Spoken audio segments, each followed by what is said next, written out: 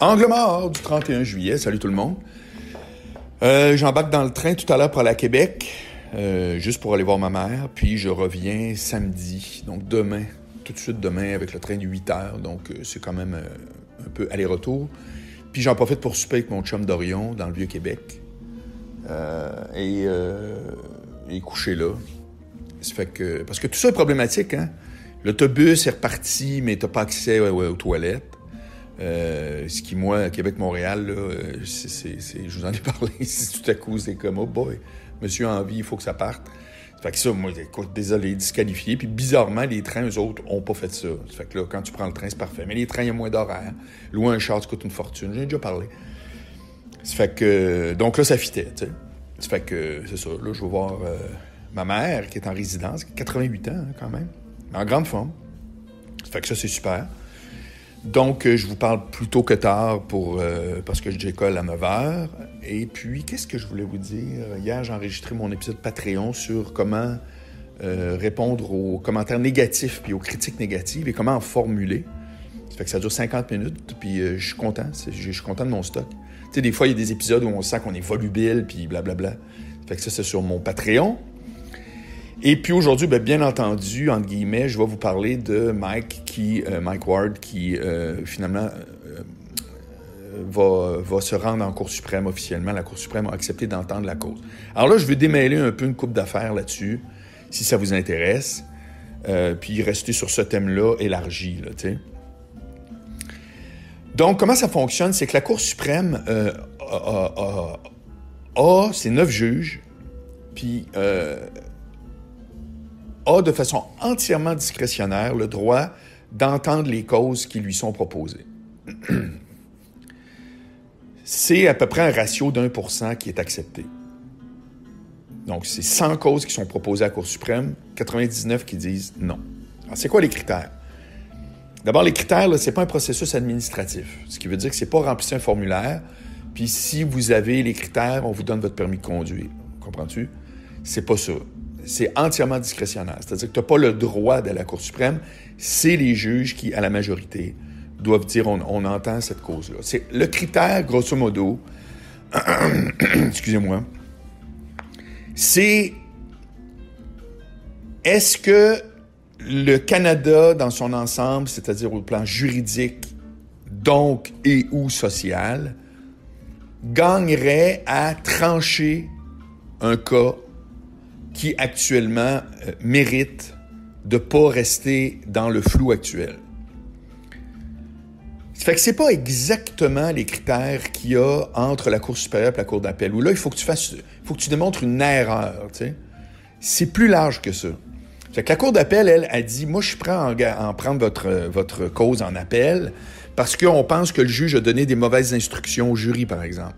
Ou on pense qu'il y a des faits qui ont été amenés puis qui ont été amenés tout croche. C'est pas les mêmes faits. Il faut que ce soit une erreur en droit ou en fait. Et ça fait que, tu sais, c'est comme l'entonnoir est plus serré. Mais la Cour d'appel, la Cour suprême du Canada, eux autres, c'est, y a-t-il un rôle à jouer pour la Cour suprême elle-même de trancher un litige? Et là, la perspective que ça amène, c'est de comprendre que le droit est toujours à la remorque de la société. Le droit est jamais d'avance sa société. Jamais. La société évolue, puis à un moment donné, justement, le droit s'ajuste, puis il s'ajuste souvent à coup, justement, de cause qui va à la Cour suprême. Alors, l'événement ou l'exemple qui me vient en tête le premier, vous vous souvenez peut-être de ça, le fameux Kirpan. Donc, c'était un jeune dans une école de Toronto qui disait que,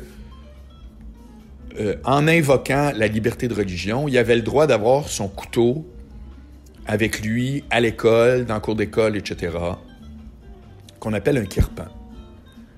Puis là, bien évidemment, ça avait été jugé dans les 2 premières instances, tout ça. Je veux pas dire ce que je me souviens pas parfaitement, mais bref, manifestement, la Cour d'appel avait jugé que c'était... on pouvait pas, tu sais.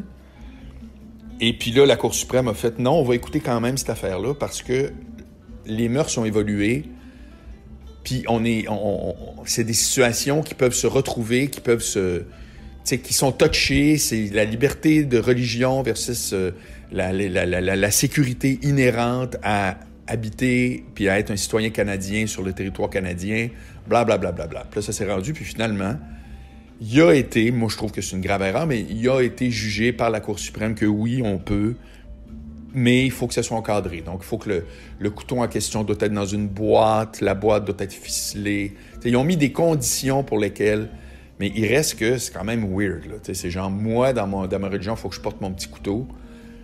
Puis, c'est pas un couteau, genre un couteau suisse coupant, puis tout, mais quand même, c'est un genre de truc avec une lame curvée, puis tout ça. Ça s'appelle, bref.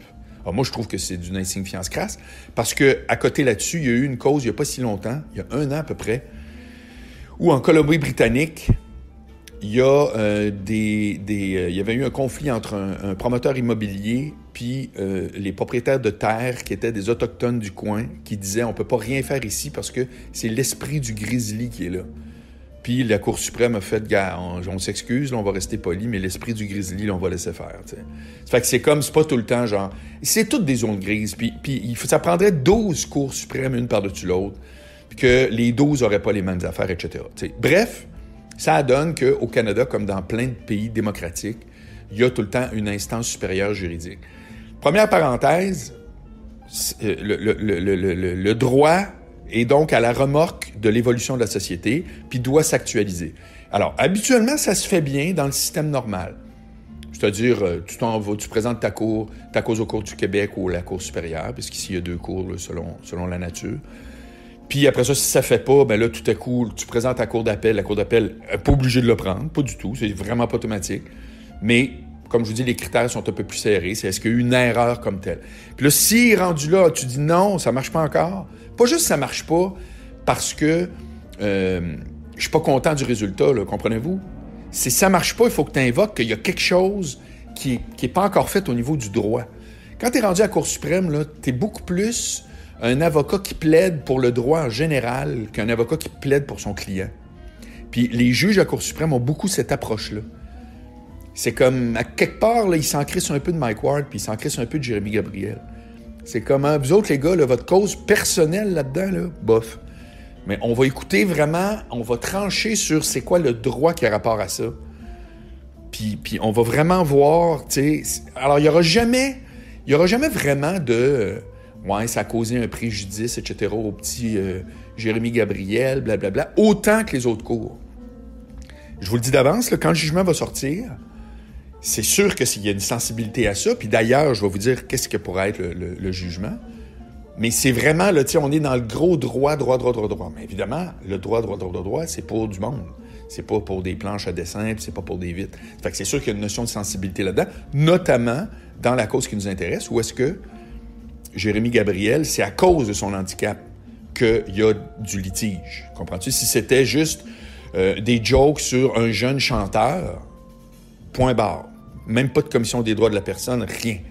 Donc, c'est le fait qu'il est handicapé. Donc, évidemment, il y a une sensibilité. On ne sera pas 100% dans le juridique, mais vous allez voir à quel point la cause va être étudiée au point, plus que jamais, vraiment, tu sais, dans une perspective du droit au Canada, devrait-il s'ajuster ou est-ce qu'il faut qu'il reste de même ou blablabla. Parce qu'il y a différents éléments dans cette cause-là, puis là, je ne rentre pas là-dedans, mais Patrick Lagacé en avait parlé. Lui, il disait « J'espère que Mike Ward va gagner, pas parce que je trouve qu'il faut pouvoir faire des jokes, ces handicapés, mais parce qu'on aurait dû procéder en diffamation dans cette affaire-là et non pas par un tribunal administratif. » Ça fait que ça, c'est ce que la Cour va aussi entendre parce que c'est ce que l'avocat à Mike, Julius Gray, amène, entre autres, comme point de dire c'est pas pantoute la bonne façon puis le bon canal que cette récrimination-là du plaignant a pris. Ça devrait être par un procès en droit criminel qui est la diffamation. Bon, voilà.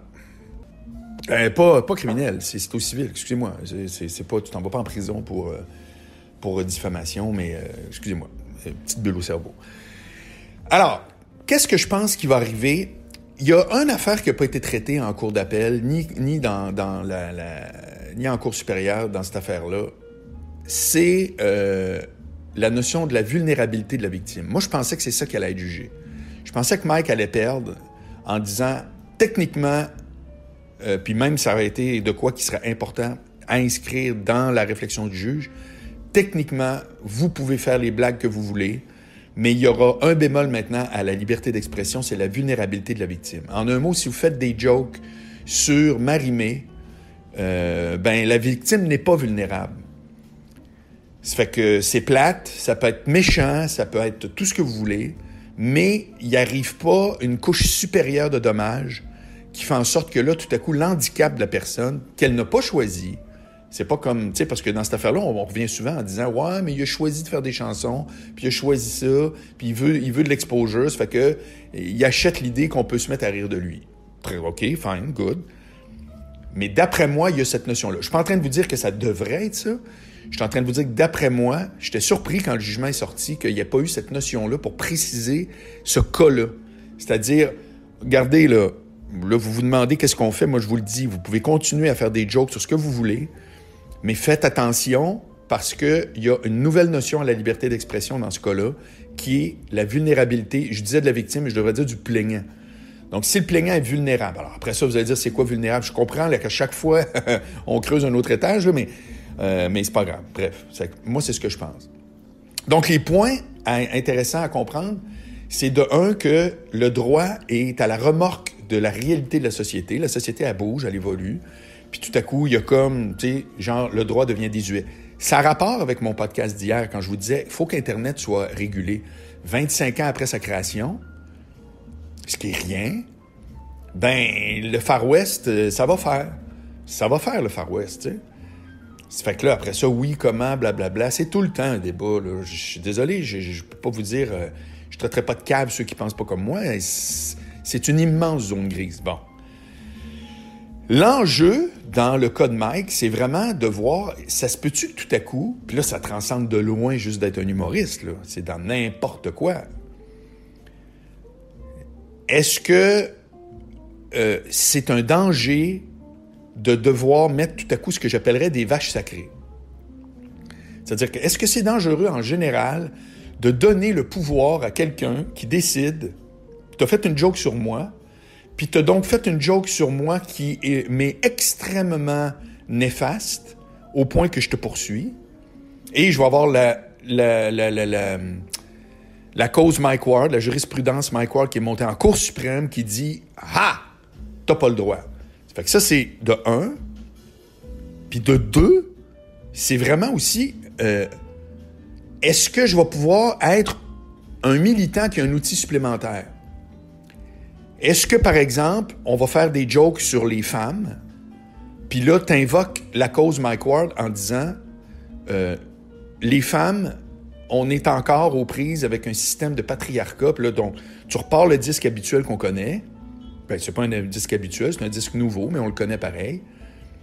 Et puis là, donc, je juge qu'il y a la notion que je viens de vous parler de vulnérabilité de la victime ou du plaignant. En un mot, ce que le monde n'a pas l'air de comprendre, c'est que c'est pour ça, hier, j'ai parlé à Michel. Michel m'a appelé, Michel Grenier. Puis il me lit sa phrase, tu sais, qu'il a écrit, là, qui est comme sa phrase officielle, sa réponse. Puis moi, j'ai suggéré, j'ai dit, tu devrais pas juste dire pour les créateurs, créatrices, c'est tous les Canadiens, c'est tous les citoyens qui, tel un boomerang, peuvent voir ça revenir par en arrière de la tête. C'est-à-dire, si cette cause-là, Mike la perd, puis qu'il y a dans le détail des trucs là, par rapport à n'importe quoi, un des pièges, c'est que les militants vont pouvoir récupérer ça en disant « T'as pas le droit de rire de mon mouvement. T'as pas le droit de rire des femmes. T'as pas le droit de rire des Noirs. T'as pas le droit de rire des trans. » C'est plus juste, genre, ça paraît mal, puis Twitter va te punir, puis tu vas perdre des contrats, puis les décideurs vont être frileux parce que c'est pas gentil ce que t'as fait, puis ça paraît mal, puis c'est pas à mode. C'est que juridiquement, un mouvement militant pourrait récupérer ça en disant « Les blagues à notre sujet sont interdites parce qu'ils nuisent à un mouvement qui est fragile, qui est vulnérable, blablabla. Bla, bla. » Comprenez-vous? Ça fait que d'un côté, moi, je trouve pas que c'est un bémol cave de dire la vulnérabilité du plaignant. Donc, il faut faire attention. Mais là, tu sais, quand tu mets ton doigt là, dans du savon, là, dans l'eau, je sais pas si vous avez déjà fait ce test-là, tu mets du savon à vaisselle dans un plat d'eau, puis tu mets du poivre. Puis là, tu mets ton doigt tranquillement, puis là, toute l'huile se tasse, Puis tu vois tous les petits points noirs qui se tassent, tu sais. Ça fait que c'est la même affaire. C'est qu'il pourrait arriver ça. En même temps, je pense pas qu'il faut donner le droit de rire de tout, d'être méchant. Il y a un entre-deux qui est pas évident à trancher. Alors, c'est la raison pour laquelle la Cour suprême a pris ça, c'est-à-dire qu'il juge qu'il y a une actualisation de tout le droit autour de cette façon-là de s'exprimer, qui est publique, qui a chauffé les esprits, là, je veux dire. Donc, voilà. Et mon autre point, c'est la victoire inhérente de Mike, non pas de Jérémy Gabriel, de la Commission des droits, je devrais dire, de la personne, mais de Mike Ward lui-même. C'est une immense victoire déjà pour lui que la Cour suprême ait accepté. Pourquoi? Parce que ça répond à toute la gang qui dit que c'est épouvantable, puis on rit pas des handicapés, puis c'est terrible, puis telle affaire, et qui se demande comment ça se fait que c'est une cause en soi, tu sais, que c'est méchant, puis si c'est méchant, on devrait pas le faire. Ça démontre en soi à quel point, au contraire, il y a réellement un enjeu ici, un enjeu de liberté d'expression et un enjeu un petit peu plus pointu de savoir est-ce que c'est diffamation ou autre. Puis d'ailleurs, la Cour suprême pourrait carrément dire, savez-vous quoi, dans ce cas-là, ce qui est intéressant, c'est qu'un tribunal administratif, la Commission des droits de la personne, n'a pas d'affaire à statuer là, puis on parle même pas de l'enjeu de liberté d'expression. Je pense pas que c'est ça qui va arriver, mais ça pourrait. Puis c'est pas pour ça qu'ils ont choisi la cause, là, mais en tout cas, bref, ça va être les deux éléments traités. Mais c'est déjà une victoire, c'est une énorme victoire. Même si Mike perd, il pourra dire que le plus haut tribunal au Canada a décidé que le geste puis la façon qu'il avait de travailler, les sujets qu'il prenait, puis les mots précis qu'il a employés, qui est exactement le travail d'un humoriste, un travail de mots, c'est littéralement d'intérêt pour la Cour suprême. Ça fait que c'est même plus tant important qu'il gagne ou perd.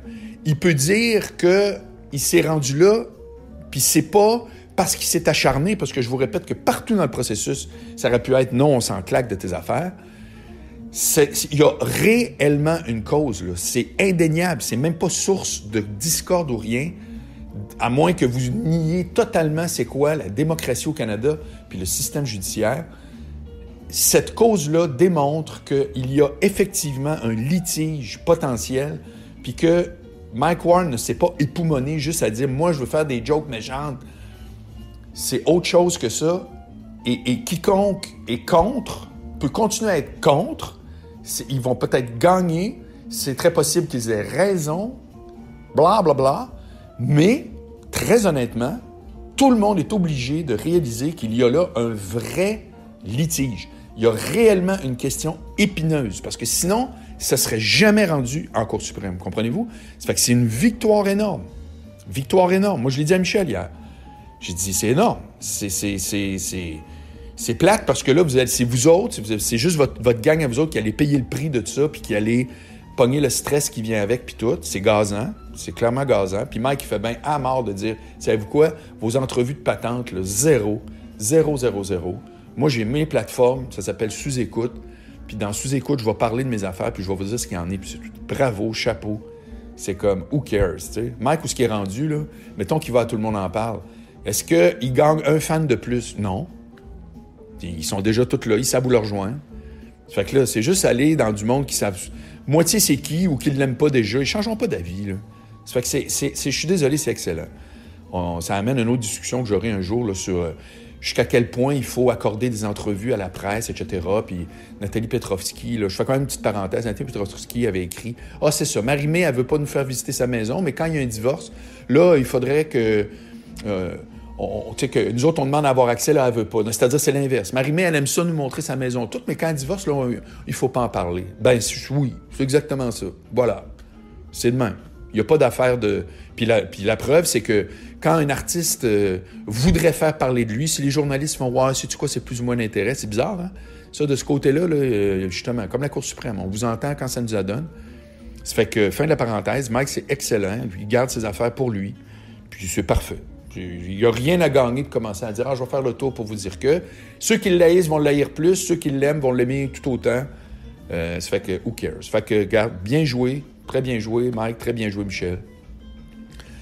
Puis c'est ça. Puis quand je dis jouer, pas en voulant dire manipuler, là, en voulant dire vos réactions à tout ça, c'est très bien. Mais c'est ça. Le point, c'est que là, il y a 2 personnes, entre autres, Michel Grenier et Mike Ward, qui là, maintenant, recommencent le tour de manège, où ce que tout le monde applaudit en regardant. Oui, Mike, vas-y, fais-le pour nous autres. Hein? Courage, fuyons. C'est ça qui est gazant, c'est que tout le monde fait comme « Wow, ah oui, yes, on est derrière toi. » C'est ça. On est derrière toi, mais inquiète-toi pas, on fera pas le chèque. Ça fait que c'est très lourdeau quand même, cette cause-là. Mais Mike, ses convictions sont inébranlables, puis il l'avait déjà dit d'ailleurs, il dit « Je vais aller jusqu'en Cour suprême, c'est pour ça. » C'est la vie que je choisis, ça fait que chapeau. Et puis voilà. Ça fait que grosso modo, les points que je voulais vous dire, c'est ça. Et puis surtout, le point qui résume tout, c'est que c'est déjà une victoire. Parce que ça prouve à tout le monde, même particulièrement à ceux qui sont contre, que ce n'est pas que, genre, on fait des jokes des handicapés ou pas. Ça va beaucoup plus loin que ça. Puis c'est le monde dans lequel on vit, où est-ce qu'à quelque part, on essaie d'avoir des règles qui délimitent ce qu'on peut faire, ce qu'on peut pas faire. Puis dans le cas de la liberté d'expression, c'est toujours une zone grise. Ça fait qu'il n'y a pas matière à être fâché, il n'y a pas matière à capoter d'un côté ou de l'autre. C'est juste à comprendre les rouages de ça, puis à voir quel sera le dénouement. Et sur ce, je vous souhaite un excellent week-end. Ciao, bye!